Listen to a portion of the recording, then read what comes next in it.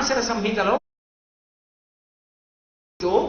శ్రీ మహావిష్ణువుకి అర్చన ఎలా ప్రీతో, పరమశివలింగ స్వరూపానికి అభిషేకము ఎలా ప్రీతో, విఘ్నేశ్వరుడికి షోడశనామములు ఎలా ప్రీతో, హనుమకి సింధూర పూజ ఎలా ప్రీతో, విఘ్నేశ్వరుడికి సింధూర పూజ ఎలా ప్రీతో, అలా స్వామి హనుమ విషయంలో కూడా ప్రదక్షిణములు ప్రీతి. స్వామి హనుమ యొక్క కటాక్షం కలగడానికి ప్రదక్షిణం చేస్తారు. ప్రదక్షిణం అంటే ఆయన్ని కుడి చేతి వైపు ఉంచుకొని గుండ్రంగా తిరిగి రావడం. ఎప్పుడూ కుడి చేతి వైపే ఉండాలి, మధ్యలో మాట్లాడకూడదు. పరాశర సంహితలో హనుమ ప్రదక్షిణములకు సంబంధించిన రహస్యాన్ని చెప్పారు. వక్కలతో కానీ, అక్షతలతో కానీ, పువ్వులతో కానీ లెక్కించాలి తప్ప ప్రదక్షిణాన్ని కాగితం మీద అంకెలు వేసి కానీ పదఘట్టన వినపడేటట్టుగా గబగబా కానీ నడవకూడదు.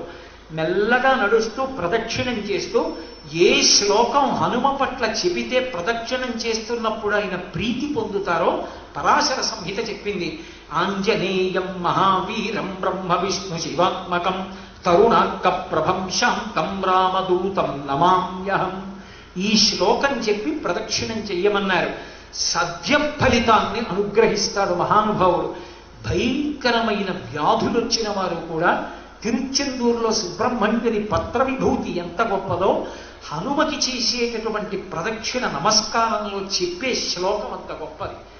ఏదైనా తీవ్రమైన వ్యాధి అకస్మాత్తుగా వచ్చి కుటుంబానికి దక్షత లేకుండా యజమాని పడిపోతాడేమో అన్న భయం కలిగితే హనుమతి చెప్తారు. హనుమానం జనాసూనో వాయుపుత్రో మహాబలః అకస్మాతాగతోత్పాతం నాశయాసు నమోస్తుతే అని అడుగుతారు.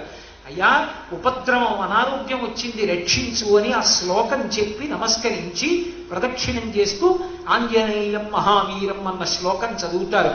అంతటి మహానుభావుడు.